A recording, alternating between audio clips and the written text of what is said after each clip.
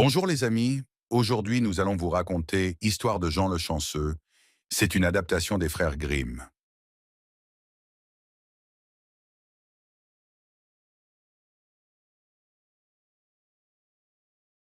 Il était une fois un jeune garçon prénommé Jean. Il avait travaillé dur pendant 7 ans chez son employeur. Un jour, il alla le voir et lui dit: «Monsieur, mon temps ici est terminé. J'aimerais rentrer chez ma mère. Pouvez-vous me remettre mon salaire?» Son employeur, satisfait de son travail, lui répondit: «Bien sûr, Jean, tu as été un employé honnête et dévoué. Voici ta récompense.» Et il lui donna un lingot d'or, aussi gros que sa tête. Jean n'en croyait pas ses yeux.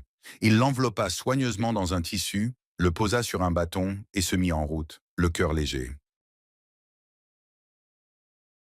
En chemin, il aperçut un cavalier trottant sur un magnifique cheval. Jean soupira. Voyager à cheval doit être un véritable plaisir.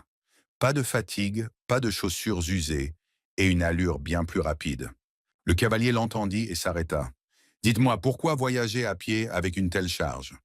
«Hélas, je n'ai pas le choix», répondit Jean. «Je rapporte un lingot d'or à ma mère, mais il est épouvantablement lourd. Dans ce cas, si vous le souhaitez, nous pouvons échanger. Je vous donne mon cheval et vous me cédez votre or.» Jean, ravi, accepta sans hésiter. Il grimpa sur le cheval et le cavalier lui expliqua. Pour le faire avancer, il suffit de claquer la langue et de dire «Hop, hop!» Jean était enchanté. Mais dès qu'il tenta de lancer l'animal, le cheval partit au galop. Pris de court, Jean fut déséquilibré et projeté dans un fossé. Un fermier, passant par là avec une vache, le vit et lui dit: «Mon pauvre ami, ce cheval semble bien trop fougueux pour vous. Avec ma vache, au moins, vous ne risquez pas de chute. Et en prime, elle donne du bon lait.» Jean trouva la proposition intéressante et échangea le cheval contre la vache. Mais lorsqu'il voulut la traire, pas une seule goutte ne sortit, et pour ne rien arranger, elle lui administra un coup de sabot qui l'envoya rouler à terre.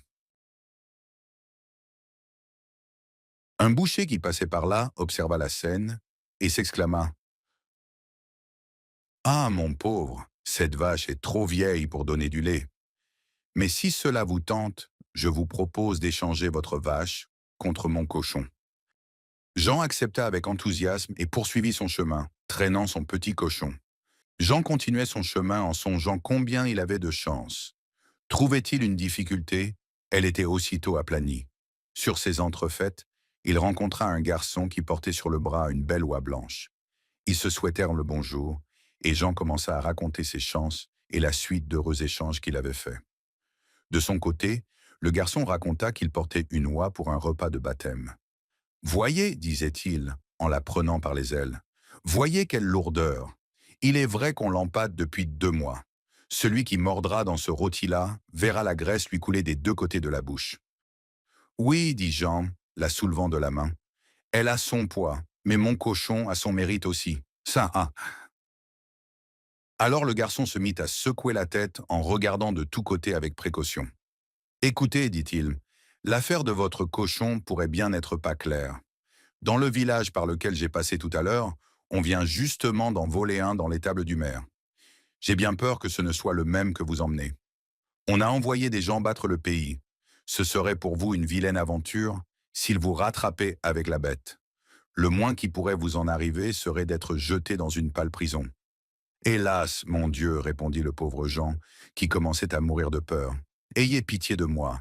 Il n'y a qu'une chose à faire. Prenez mon cochon et donnez-moi votre oie.» «C'est beaucoup risqué», répliqua le garçon. «Mais là, s'il vous arrivait malheur, je ne voudrais pas en être la cause. Je veux bien vous donner mon oie en échange du cochon.» L'honnête Jean rassuré s'en allait chez lui avec son oie sous le bras.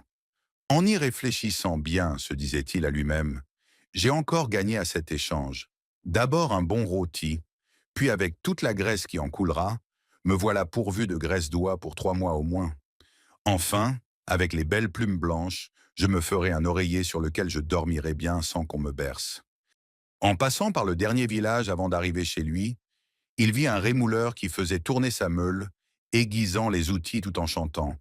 Jean s'arrêta à le regarder et finit par lui dire: Vous êtes joyeux à ce que je vois. Cela marche bien? Oui, répondit l'artisan. C'est un métier d'or. Mais où avez-vous acheté cette belle oie? Je ne l'ai pas achetée, je l'ai eue en échange de mon cochon. Et le cochon? Je l'ai eu pour ma vache. Et la vache? Pour un cheval. Et le cheval? Pour un lingot d'or gros comme ma tête. Et le lingot? C'était mon salaire pour 7 ans de travail. Je vois, dit l'artisan, que vous avez toujours su vous tirer d'affaire. Maintenant, il ne vous reste plus qu'à trouver un moyen d'avoir toujours les poches pleines d'argent, et votre bonheur sera parfait. Mais comment faire? Demanda Jean. Il faut devenir rémouleur comme moi. Regardez, il suffit d'une pierre à aiguiser, le reste vient tout seul. J'en ai une, un peu ébréchée, il est vrai, mais je vous la céderai pour peu de choses. Votre oie, par exemple. Cela vous intéresse? Quelle chance, oui, bien sûr, répondit Jean. Me voilà l'homme le plus heureux de la terre. Je n'aurai plus de soucis, puisque je serai riche. Il prit la pierre et donna son oie en paiement. Tenez, lui dit l'artisan remouleur en lui donnant un gros caillou des plus banals. Je vous donne encore une autre bonne pierre par-dessus le marché. On peut frapper dessus tant qu'on veut. Elle vous servira à redresser vos vieux clous. Emportez-la avec soin. Jean chargea sur son dos les pierres à aiguiser, et le gros caillou puis s'en alla, le cœur gonflé et les yeux brillants de joie. Ma foi, s'écria-t-il, je suis né béni. Tout ce que je désire m'arrive. Cependant, comme il marchait depuis l'aube, il commençait à sentir la fatigue. La faim aussi le tourmentait, car dans sa joie d'avoir acquis la vache, il avait consommé toutes ses provisions d'un seul coup, en pensant qu'elle lui donnerait du lait. Il n'avançait plus qu'avec peine et s'arrêtant à chaque pas, la pierre et le caillou le chargeaient horriblement. Il ne put s'empêcher de songer qu'il serait bien heureux de n'avoir rien apporté du tout. Il se traîna jusqu'à un puits pour se reposer et se rafraîchir en buvant un coup. Et pour ne pas se blesser avec les pierres en s'asseyant, il les posa près de lui sur le bord. Il se pencha pour prendre le seau, mais sans le vouloir, il poussa les pierres et elles tombèrent au fond. En les voyant disparaître sous ses yeux, il sauta de joie et les larmes aux yeux. Il remercia Dieu qui lui avait fait la grâce de le décharger de ce lourd bagage qui l'incommodait, sans qu'il eût rien à se reprocher. Il n'y a pas sous le soleil, s'écria-t-il, un homme plus chanceux que moi. Et délivré de tout fardeau, le cœur léger comme les jambes, il continua son chemin jusqu'à la maison de sa mère. Fin de l'histoire. J'espère que vous avez aimé ce beau conte des frères Grimm, légèrement adapté.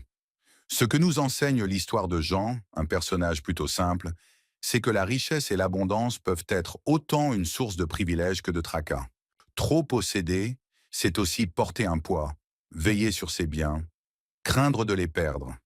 À l'inverse, alléger sa charge et se contenter de peu permet d'avancer librement, sans anxiété. Jean, à sa manière, nous montre qu'un cœur léger vaut mieux qu'une fortune encombrante. Il est dit, le peu qui suffit vaut mieux que le beaucoup qui perturbe. À bientôt pour une nouvelle histoire.